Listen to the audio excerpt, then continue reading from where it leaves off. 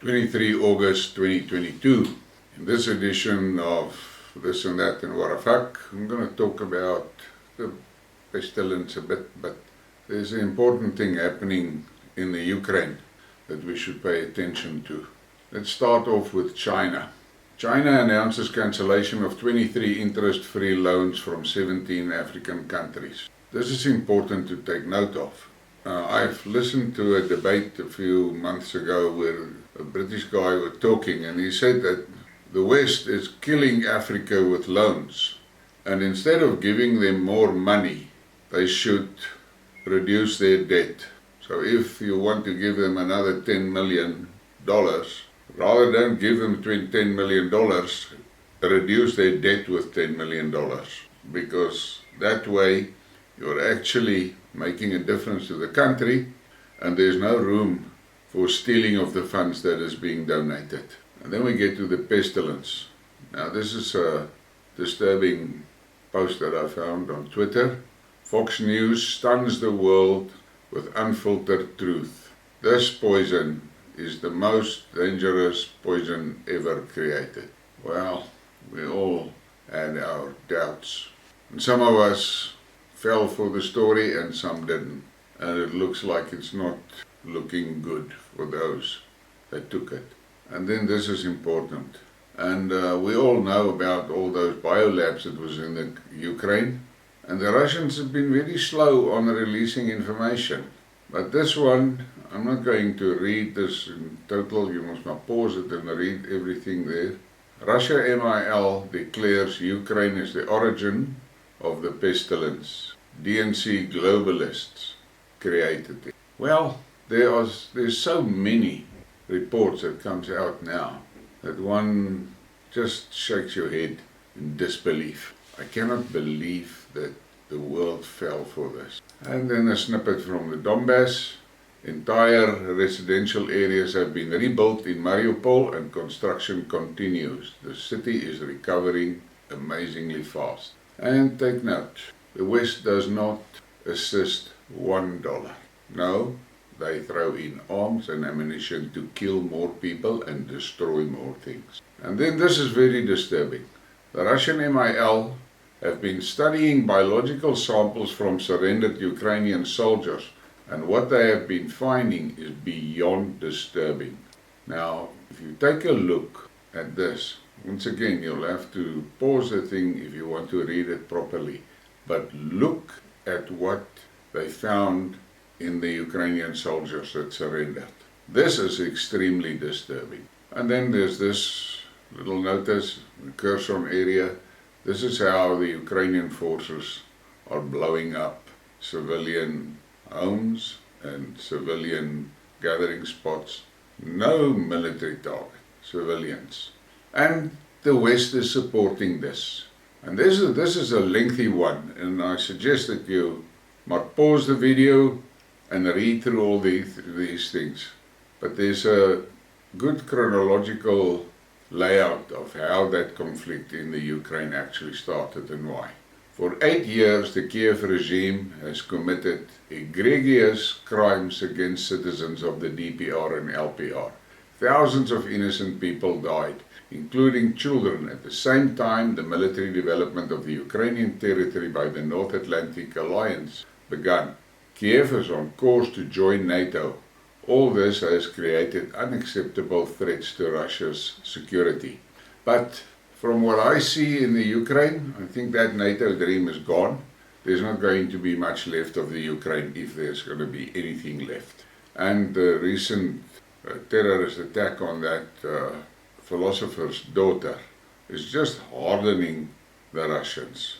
So, and it is now getting clear that the Ukraine was sitting behind that whole thing. They are denying it, and the West media is supporting their viewpoint. But the facts is the facts. And then there's a second part of that story. The soldiers of the AFU and the national battalions are hiding in city blocks, using civilians as human shields, using both residential buildings and social and energy infrastructure as strongholds and firing points. Having been defeated on the ground and retreating, They deliberately destroy everything around them so that there's nothing left for the civilians. The same tactics were used by the German Nazis during the Great Patriotic War. But again, the West does not pay attention and just fuel the fires. Against the backdrop of military defeats in Donbass and elsewhere, the Zelensky regime sanctioned terrorist acts involving the use of chemical, poisoning substances against Russian servicemen and civilians. On July 31, Russian servicemen carrying out tasks near Vasilevka, Zaporizhia region, were taken to a military hospital with signs of severe poisoning as a result of examinations. Toxic substances, botulinum toxin type B, was found in servicemen. Well, and there you have it. And there was a lot of articles about that whole issue, but once again, the West is quiet. Obviously, that Ukrainians are using biological weapons. And here's another post on that. Russian soldiers in Ukraine hospitalized with severe chemical poisoning. Several Russian soldiers involved in the military operation in Ukraine have been hospitalized with severe chemical poisoning. And that story is also going to become ugly, I think. But once again, the Russians are not releasing all the information. They are gathering it for something. And then, one more from Mariupol. Many citizens have returned home, the correspondent of Donbass reports. Traffic flows at the streets are even busier than in Donetsk. Yes, it is much safer here now than in Donetsk, which is regularly shelled by the Kiev regime. Electricity and water supply are being restored in the city, new houses are being built and streets and courtyards are being put in order. Enterprises are being launched. And the people goes on. And then we're with Estonia again. Estonian foreign minister called Russian tourists a threat to security of Europe. Hundreds of thousands of Russians crossing the Estonian border also pose an obviously security threat. I cannot understand where the hell does this Estonian government get the guts from. And then we've got Ursula von der Crazy. The Ukrainian people are fighting for our values. We will stand by them as much as we can for as long as it takes. The EU Commission will continue to provide wide-ranging support to address the humanitarian consequences of the Russians' war in Ukraine. I don't understand this. How is it that the European citizens are allowing these people that sits there in Brussels and commit the EU's resources to this war? I don't know. I'm asking again, what the hell are they protecting there? Maybe something like we saw earlier about that pestilence, things like that. And then we're on the Green Deal. 1,200 scientists and professionals from across the world, led by the Norwegian Physics Nobel Prize laureate Professor Ivar Giaver, declare there is no climate emergency. And of course it will fall on the deaf ears. It does not suit the narrative. And then there's this. Look at all those cars standing there. This is a boneyard near Paris, France, with hundreds of electric powered cars. Mind you, these are only cars used by the city of Paris and not personal vehicles. All of these have the same issue. Battery storage cells have given out and need replaced. Why not just replace them, you ask? Well, two reasons. First, the battery storage cells cost almost double what the vehicle cost new, and second, no landfill or disposal will allow the batteries to be disposed of there. So these green fairy tale electric cars are all sitting in vacant lots while their batteries drain toxins into the ground. Still think we need to go green? Yes, that's a good question. And then we have this. The fact that the WF has successfully convinced countless industrialized nations to destroy the farming industry over cow flatulence while remaining completely silent on how Kuwait deals with millions of used tires tells you all you need to know about where we're heading, and look at that. Just a snippet. Natural reminder, Europe's worst drought in years results in the mighty Danube River reaching its lowest water levels and exposing Nazi German warship that sunk during battles with Soviet forces in World War II. Amazing. And now we're back onto the global revolution, as I call it.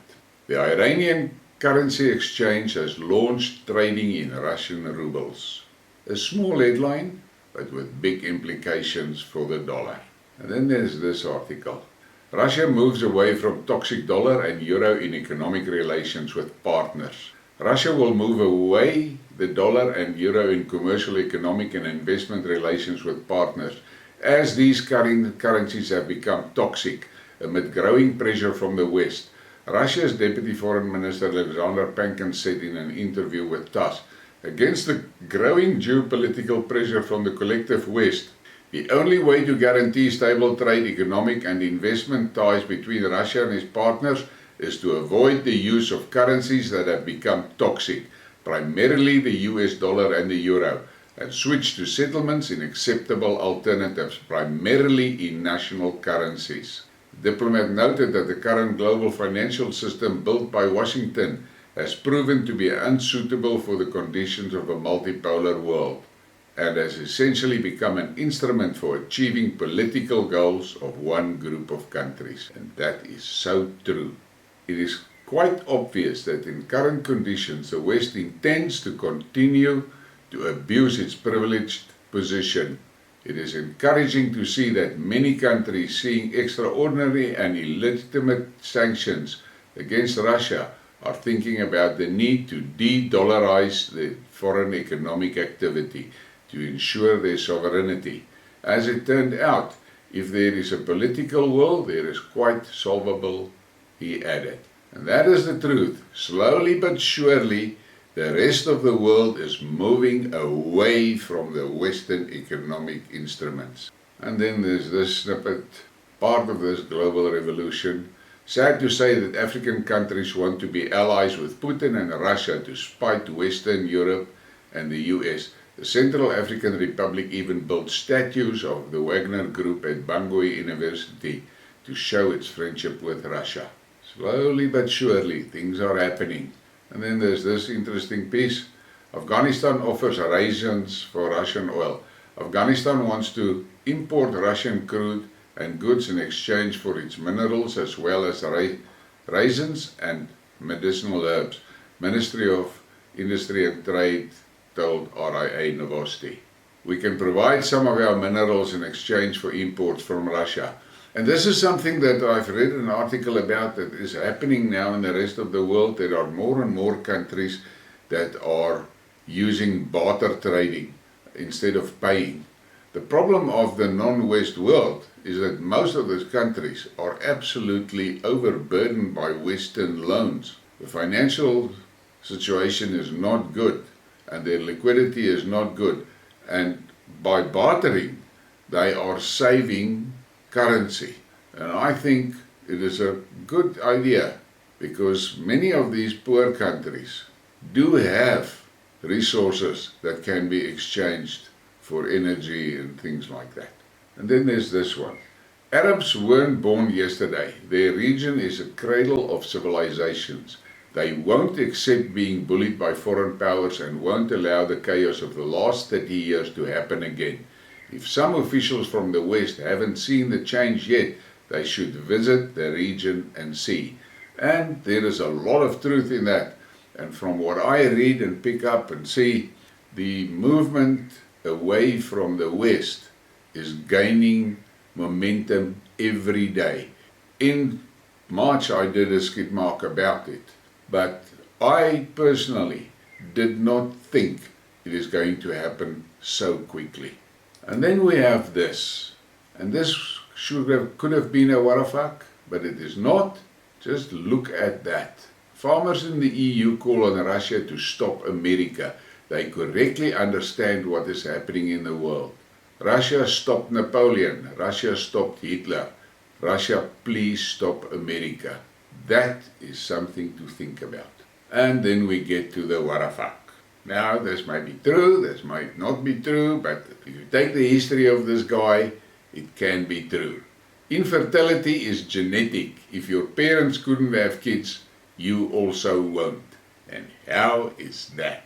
for a what a fuck of note. Look at it, think about it, and just smile. And hit the like and hit the subscribe. And please share the stuff. Thank you for your support.